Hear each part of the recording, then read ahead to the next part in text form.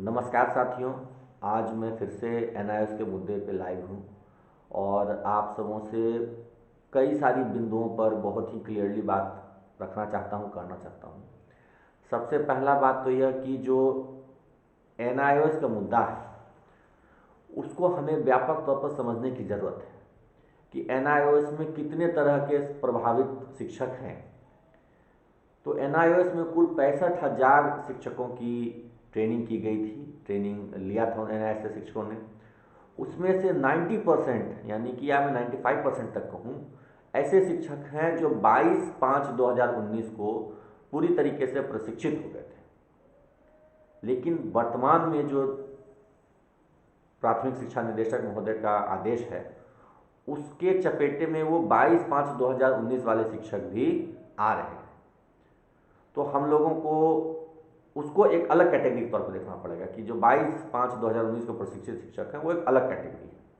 अलग कैटेगरी में इसलिए कह रहा हूँ कि ये जो 2019 22 मई 2019 को प्रशिक्षित हुए थे शिक्षक, ये ना तो कभी किसी केस में गए, ना कभी ज़्यादा सचिवालय में मेहनत की। इनका प्रशिक्षण तिथि 22/5 से बदल करके 31/3 कर दिया जाए, क्योंकि सब लोगों ने ये मन मन स्वीकार कर लिया, चलो 2 महीना देर से ही सही ग्रेड पे तो हमें मिला और ज़्यादा भागदौड़ में परेशानी नहीं की। लेकिन फिर बात है कि कौन लोग हाई कोर्ट गए, कौन लोगों ने केस किया, किन लोगों ने बार बार संघर्ष किया है।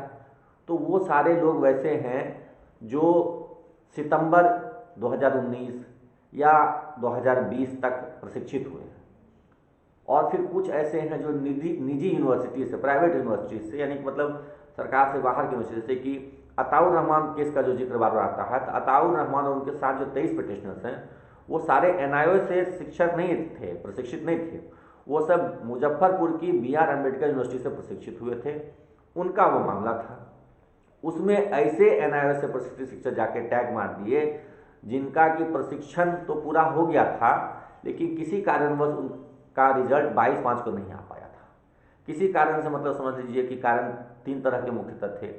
पहला था कि उनका विषय का कुछ त्रुटि हो गया था, दूसरा था कि असाइनमेंट नहीं जमा होने की त्रुटि थी, और तीसरा था कि किन्हीं किन्हीं को शिक्षकों को कई सारे पेपर में बैक लग गया था, किसी को इस विषय में, किसी को उस विषय में, ये कहने का मतलब। तो ये सारे शिक्षकों का जो रिजल्ट प्रकाशन है वो 22/5 के बाद हुआ था। तो 95% शिक्षकों का रिजल्ट प्रकाशन तिथि जो है 22/5/2019 है। बाकी जो 5% शिक्षक हैं, यानी करीब 3-4 हज़ार की संख्या में हो सकते हैं, ऐसे शिक्षकों का रिजल्ट प्रकाशन तिथि जो है 22/5 के बाद है, यानी कि सितंबर में है, किसी का जनवरी 2020 है, किसी का मई 2020 है। इस तरीके से अलग अलग डेट में सबका रिजल्ट आते हैं, अलग अलग कारणों से आया है। तो वो अलग अलग सबका इंडिविजुअल मैटर है, वो अलग देखा जा सकता है। लेकिन जो 22/5 के शिक्षक हैं उनका तो कहीं से कोई दोष भी नहीं है। उन्होंने तो भाई ना अपने विषय के कोडिंग में उनकी गलती हुई, ना असाइनमेंट जमा करने में देर हुई, ना किसी पेपर में बैक लगा, डायरेक्ट फर्स्ट अटेम्प्ट में क्लियर रिजल्ट आया उनका।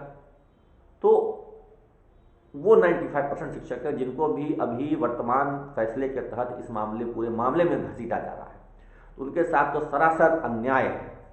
एक बात, अब्दुल रहमान जी का जो केस है वो BR अम्बेडकर यूनिवर्सिटी का केस था। उसमें जाकर के एनआईओएस में कि ऐसे शिक्षक जिनका किसी कारण से रिजल्ट में लेट हो गया था, देर हो गया था, ऐसे शिक्षकों ने अपने केस को उसमें टैग कर लिया। अब बात यह है कि जब वो BR अम्बेडकर यूनिवर्सिटी का केस था तो उसमें इन लोगों ने टैग क्यों किया। तो बात ऐसी है कि होता क्या है कि जब लोग केस करने जाते हैं तो सस्ता वकील रख लेते हैं। सस्ता वकील रख लिए तो कम पैसे में, पैसे का अभाव होता है, उतना पैसा नहीं जुट सका, तो जो सस्ता वकील है नॉर्मल एवरेज वकील है उनको रख लिया गया।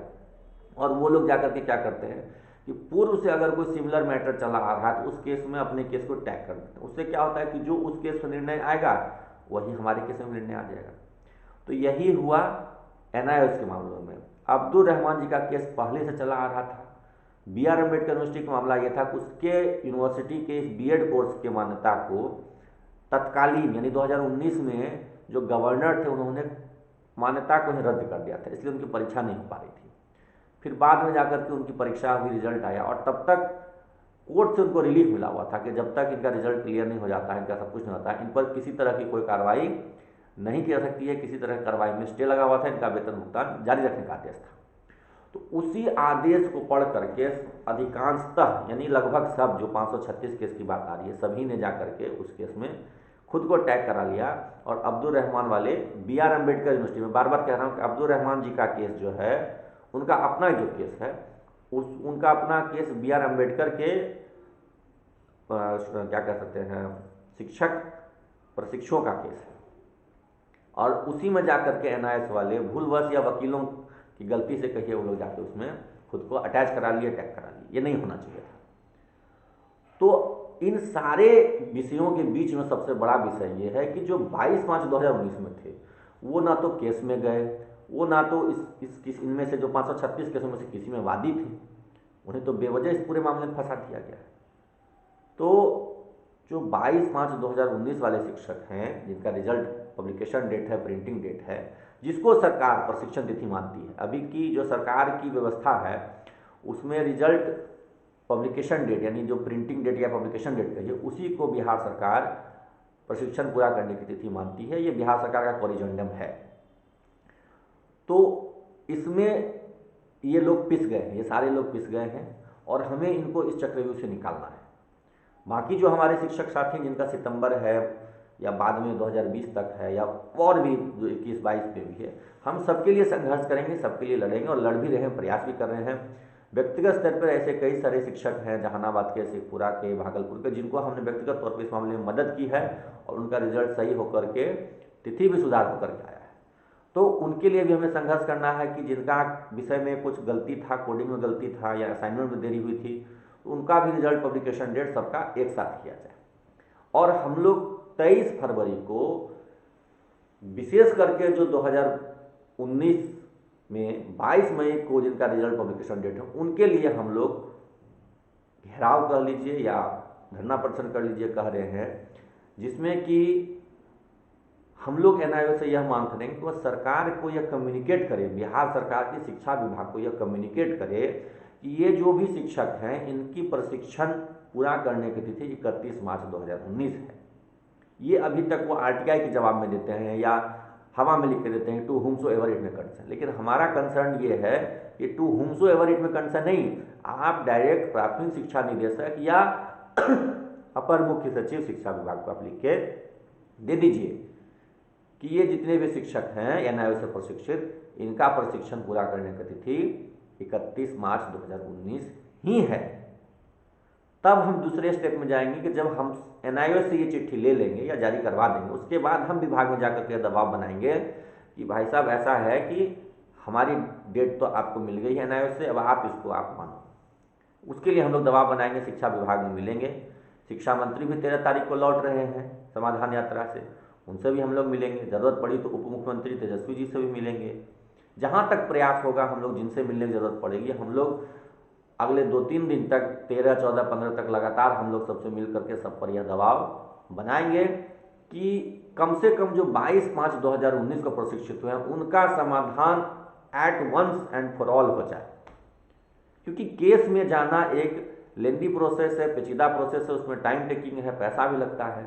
और मैं ये बता रहा हूँ कि जब 100 लोग केस में जा सकते हैं, तो भाई केस से पहले वो सड़क पर 100 लोग क्यों नहीं उतर सकते हैं?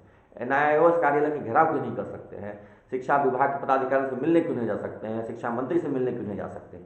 जाना चाहिए। कानूनी लड़ाई तो अंतिम उपाय है ना। उससे पहले के जितने पहलू हैं, जितने संघर्ष के आयाम हैं, उनको तो मजबूती से लड़ना चाहिए। और मैं अपील करता हूँ सभी शिक्षक संगठनों के अध्यक्ष, महासचिव हैं, जिलाध्यक्ष हैं या उनके आम सदस्य हैं, और जो NIO प्रशिक्षु हैं, उनसे तो विशेषकर अनुरोध कर रहा हूँ कि आप सब लोग, हम सब लोग भी, मतलब मैं अपने आप को भी इसमें शामिल कर रहा हूँ, हम सब लोगों ने जाकर सचिवालय में ज्ञापन दे दिया, मुलाकात कर ली, लेकिन उस मुलाकात और उस ज्ञापन का क्या असर हुआ ये आप लोग अच्छी तरह से जानते हैं।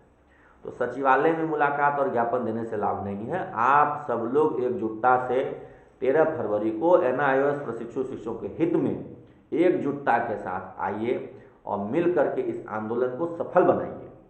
क्योंकि कोर्ट में जाएंगे तो उसमें टाइम लगेगा, समय लगेगा, हमें सड़क पर त्वरित न्याय मिल सकता है। हम 2 से 3 दिन तक पटना में लगातार मेहनत कर देंगे तो कम से कम जो 22/5/2019 को प्रशिक्षित हुए हैं, उनकी समस्या को तो निराकरण करवा ही हम लोग लेंगे। और बाकी जो उसके बाद के प्रशिक्षण तिथि वाले हैं उनके लिए भी हम प्रयास करेंगे, चाहे वो न्यायिक लड़ाई लड़नी पड़े या सरकार के सामने संघर्ष करना पड़े, हम लोग संघर्ष करेंगे, लेकिन कम से कम 22 वालों को तो तत्काल लाभ दिलवाएंगे। इसलिए मैं एक बार पुनः इस वीडियो के अंत में सभी शिक्षक संगठनों के अध्यक्ष, महासचिव, जिला अध्यक्ष या जो भी पदाधिकारी हैं उनसे सादर अनुरोध करता हूं कि आप लोग 13 फरवरी को 11 बजे से ललित भवन में NIOS कार्यालय के समक्ष जरूर पहुंचें। वहां हम लोग घेराव करेंगे, प्रदर्शन करेंगे और दबाव बनाएंगे। जाते एक साथ पहले हम लोग वार्ता करेंगे कि भाई आप इस बात को मानिए, जब नहीं मानेंगे तो हम लोग धरना देंगे और उनसे यह पत्राचार करवाएंगे विभाग को, आप विभाग को लिख करके दीजिए ये सूचना कि इन इन इन कोर्स में जो प्रशिक्षित शिक्षक हैं उनका प्रशिक्षण तिथि 31/3/2019 ही है। तो वहां से जब हम मिल जाएगा तो फिर हम विभाग पर दबाव बनाने में बेहतर स्थिति में होंगे, या कानूनी लड़ाई भी लड़ने की जरूरत पड़े तब भी बेहतर स्थिति में होंगे। इसलिए आप लोग आइए और मजबूती से इस आंदोलन को सफल बनाइए, क्योंकि यह शिक्षकों के वर्तमान समय में 8 से 10 हजार रुपये प्रतिमाह वेतन का सवाल है। बहुत सारे जिलों ने चिट्ठी निकाल दिया है, बहुत सारे जिले निकाल रहे हैं। जनवरी माह का वेतन तो मिल जाएगा, लेकिन फरवरी में सभी जिलों में दिक्कत होने वाली है। सबके फिक्सेशन को पुनर्से निर्धारण करने की बात चल रही है। इसलिए इस बात को गंभीरता से लीजिए। केवल सचिवालय जाने से नहीं होगा, ज्ञापन देने से नहीं होगा, फोटो खिंचाने से नहीं होगा। वो काम हमने भी किया है, आपने भी किया है। अब आइए, जंग के मैदान में आइए, संघर्ष के मैदान में आइए, NIOS कार्यालय पहुंचिए और संघर्ष कीजिए अपने अधिकार के लिए। हर हमेशा कोर्ट कचहरी हर बात पर जाना कितना हद तक, मतलब एक शिक्षक संगठन ना सोचिए कितना हद तक उचित है, जायज़ है।